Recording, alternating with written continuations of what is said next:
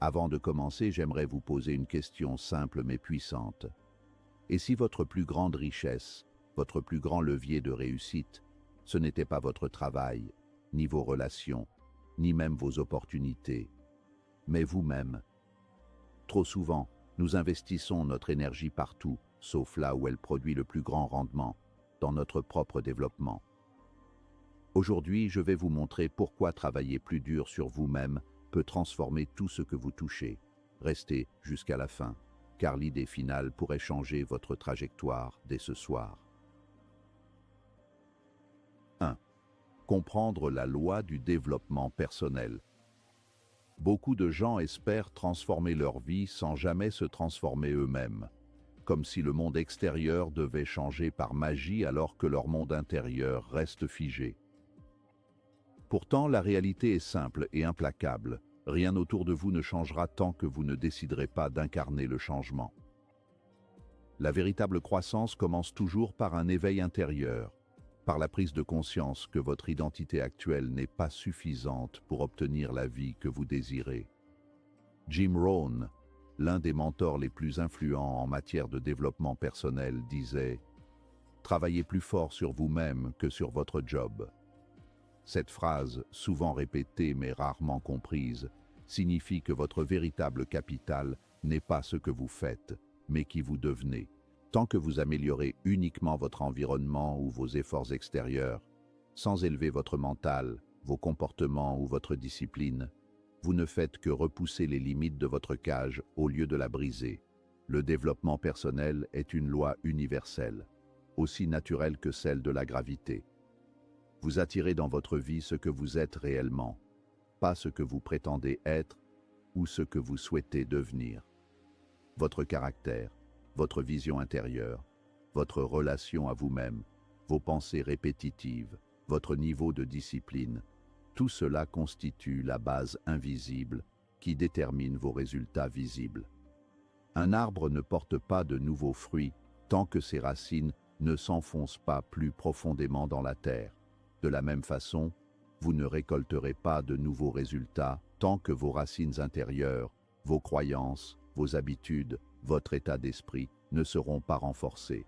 Beaucoup cherchent à changer de travail, de pays, d'entourage, de projet, alors que le seul vrai changement décisif est celui qu'ils refusent souvent de faire, se changer eux-mêmes.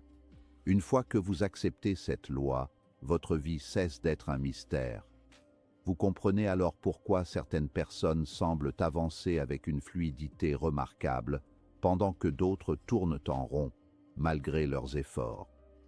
Ce n'est pas une question de chance, mais de niveau intérieur. Le monde extérieur vous renvoie toujours l'équivalent de votre monde intérieur. Si vous êtes désorganisé, votre vie sera chaotique. Si vous êtes discipliné, votre vie sera organisée. Vos résultats seront cohérents. Si vous êtes engagé, les opportunités s'ouvriront. Si vous êtes craintif, vous vous saboterez. Le développement personnel n'est pas une mode, c'est un mécanisme structurel. Grandissez mentalement et vos décisions évolueront.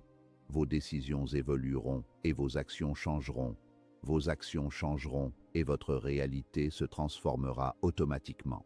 Ainsi, lorsque vous vous améliorez intérieurement, le monde extérieur n'a d'autre choix que de suivre votre nouvelle vibration, votre nouvelle énergie, votre nouvelle identité. Le changement n'est pas quelque chose que vous poursuivez, il est attiré par la personne que vous devenez. 2. Votre valeur détermine vos résultats. On ne vous rémunère pas pour le temps que vous passez, mais pour la valeur que vous êtes capable d'apporter. C'est un principe fondamental que beaucoup ignorent, ce qui explique pourquoi tant de gens se sentent sous-payés ou mal reconnus. En réalité, personne n'est payé selon ses besoins, ses efforts ou sa volonté. Tout le monde est payé selon sa valeur sur le marché, c'est-à-dire selon ce qu'il sait faire, ce qu'il maîtrise, sa capacité à résoudre des problèmes, à créer, à apporter, à contribuer. Ainsi, pour augmenter vos résultats, vous devez augmenter votre valeur, car vos revenus, vos opportunités, vos relations, vos collaborations ne sont rien d'autre que des reflets de votre croissance intérieure. Plus vous êtes capable d'apporter, plus le monde vous renverra en retour. Augmenter sa valeur ne se fait pas en un jour. Cela demande de se former, de s'éduquer, de corriger ses habitudes, de développer sa discipline, d'apprendre de nouvelles compétences, d'élever sa mentalité. La rareté crée la valeur. Plus vous devenez quelqu'un de rare, c'est-à-dire quelqu'un qui possède des compétences recherchées, une réflexion profonde, une énergie différente, une rigueur que peu de gens ont, plus vous devenez précieux. Ce n'est pas le temps qui enrichit, mais l'évolution personnelle. Deux personnes peuvent travailler le même nombre d'heures, mais l'une d'elles peut valoir 10 fois plus parce qu'elle a investi dans sa croissance plutôt que dans son confort. Le marché récompense toujours la valeur, jamais la médiocrité ou la stagnation. Les opportunités, contrairement à ce que beaucoup croient, ne sont pas une question de chance. Elles gravitent naturellement autour des personnes qui ont travaillé sur elles-mêmes et qui ont augmenté leur valeur. Lorsque vous devenez quelqu'un qui sait résoudre des problèmes, quelqu'un qui inspire confiance, quelqu'un de discipliné, quelqu'un qui maîtrise des compétences utiles et recherchées, le monde vous ouvre des portes. Les gens se disent « J'ai besoin de cette personne. Cette personne peut m'aider. Cette personne apporte quelque chose que les autres n'ont pas. » À partir de ce moment-là, vous n'avez plus besoin de courir après les opportunités. Ce sont elles qui viennent vers vous. La valeur attire la valeur. Le mérite attire la reconnaissance. Le développement personnel attire l'abondance. Lorsque vous devenez meilleur, tout devient meilleur autour de vous. Le vrai secret n'est pas de chercher plus, mais de devenir plus. 3. Les habitudes façonnent votre futur. Votre futur n'est pas un miracle, encore moins un accident. Il est la résultante directe de vos habitudes quotidiennes. Ce que vous faites chaque jour vous construit ou vous détruit. Il n'existe pas d'habitude neutre. Lire, apprendre, vous entraîner, méditer, écrire, réfléchir, travailler sur vos objectifs, vous entourer de personnes inspirantes, tout cela sculpte silencieusement votre futur. À l'inverse, perdre son temps, procrastiner, consommer du contenu inutile, s'entourer de personnes toxiques, se laisser aller, cède progressivement la place à une version de vous-même que vous risquez de regretter. Les habitudes sont les architectes invisibles de votre vie. Elles déterminent votre discipline, votre niveau d'énergie, vos connaissances, votre confiance, vos décisions, vos opportunités, votre identité future. Le travail sur soi est un travail invisible, silencieux, souvent ingrat. Personne ne vous applaudit lorsque vous lisez un livre pendant que d'autres regardent des vidéos. Personne ne félicite votre rigueur lorsque vous répétez des actions simples mais nécessaires jour après jour. Personne ne voit vos heures de réflexion, vos remises en question, vos réajustements, vos efforts pour casser de mauvaises habitudes, vos tentatives ratées, vos progrès internes. Pourtant, ce sont ces efforts invisibles qui créent les succès éclatants. Toutes les grandes réussites reposent sur une accumulation de petites habitudes cohérentes. Le succès n'est pas un événement spectaculaire, c'est une construction progressive, souvent monotone, parfois frustrante, mais toujours payante. Quand vous changez vos habitudes, vous changez votre identité. Et quand votre identité change, votre destin se réécrit automatiquement. Les habitudes ne sont pas seulement des actions, ce sont des preuves, des confirmations quotidiennes de la personne que vous décidez d'être. Chaque habitude positive renforce la version de vous que vous souhaitez devenir.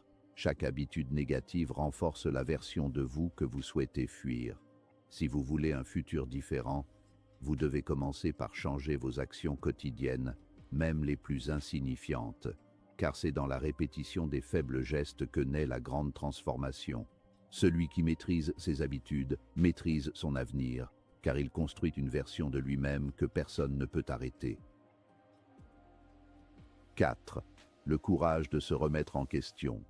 Travailler sur soi demande une sincérité brutale, une franchise qui n'est pas celle que l'on utilise pour impressionner les autres, mais celle qui nous place face à nous-mêmes, sans masque, sans excuse, sans décor.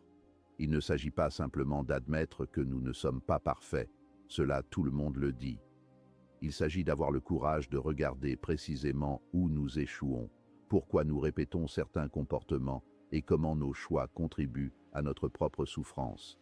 Se remettre en question, c'est accepter que la version de nous-mêmes que nous avons protégée pendant des années n'était peut-être pas la plus juste, ni la plus utile.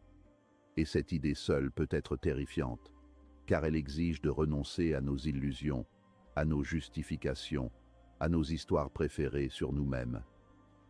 Mais c'est pourtant là que commence la vraie liberté. La plupart des gens préfèrent croire que leurs échecs viennent de l'extérieur, qu'ils sont victimes des circonstances, du manque de chance, des autres. Cette posture soulage temporairement, mais elle enferme. On ne peut pas changer ce que l'on refuse de voir. Le jour où vous acceptez d'être responsable de ce que vous vivez, pas coupable, mais responsable, vous récupérez un pouvoir immense, celui de transformer votre réalité. Cette prise de conscience n'est pas agréable. Elle brûle. Elle met en lumière nos contradictions, nos incohérences, nos attentes irréalistes. Mais elle agit aussi comme une purification.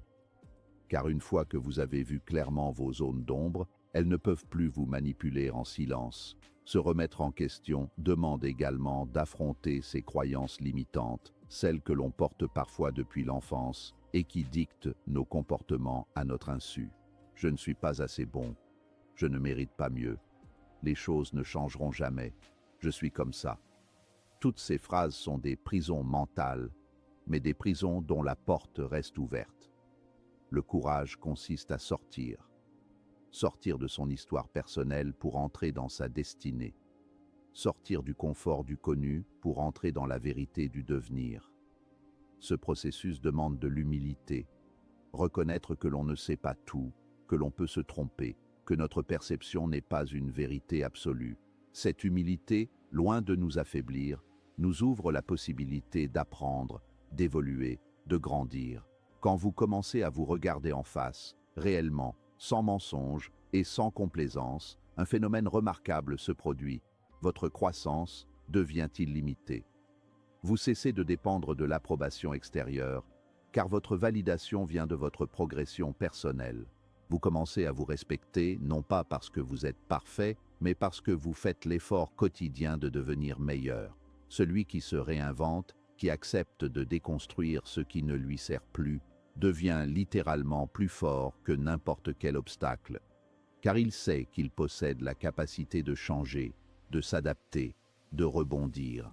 Rien ne l'effraie vraiment, car il sait que le vrai combat se situe à l'intérieur, et que tant qu'il continue de grandir, aucun défi extérieur ne peut le vaincre. La remise en question n'est donc pas une faiblesse, c'est la marque du courage le plus pur, celui qui transforme et qui libère. 5. Devenir la personne capable de porter ses rêves. Vous n'obtenez pas ce que vous voulez, vous obtenez ce que vous êtes réellement capable de porter. Cette vérité, simple mais profonde, explique la distance entre les rêves de beaucoup et leur réalité quotidienne. Ce ne sont pas les objectifs qui posent problème. Tout le monde souhaite une vie meilleure, plus libre, plus alignée. Le véritable enjeu, c'est de devenir la version de vous-même qui possède la discipline, les compétences, la stabilité émotionnelle et la force intérieure nécessaires pour gérer ce niveau de vie. Avant de réclamer un meilleur salaire, il faut devenir professionnellement indispensable. Avant de demander une relation plus saine, il faut devenir quelqu'un qui sait aimer sans dépendance ni peur. Avant de rêver d'une vie plus grande, il faut devenir celui ou celle qui peut la supporter sans s'effondrer. Vos rêves ne sont pas trop grands. Ils sont simplement calibrés pour une version future de vous-même. Et cela ne signifie pas qu'ils sont hors de portée. Cela signifie qu'ils sont précisément ce qui va vous forcer à grandir. Les rêves ne sont pas des récompenses, ce sont des appels. Des invitations à devenir quelqu'un de plus solide, plus lucide, plus courageux. Les objectifs que vous vous fixez ne sont pas là pour flatter votre imagination, mais pour vous transformer. Ils vous montrent la direction du progrès. Ils vous obligent à affronter vos peurs, à sortir de vos habitudes, à abandonner les comportements qui vous maintiennent dans la médiocrité.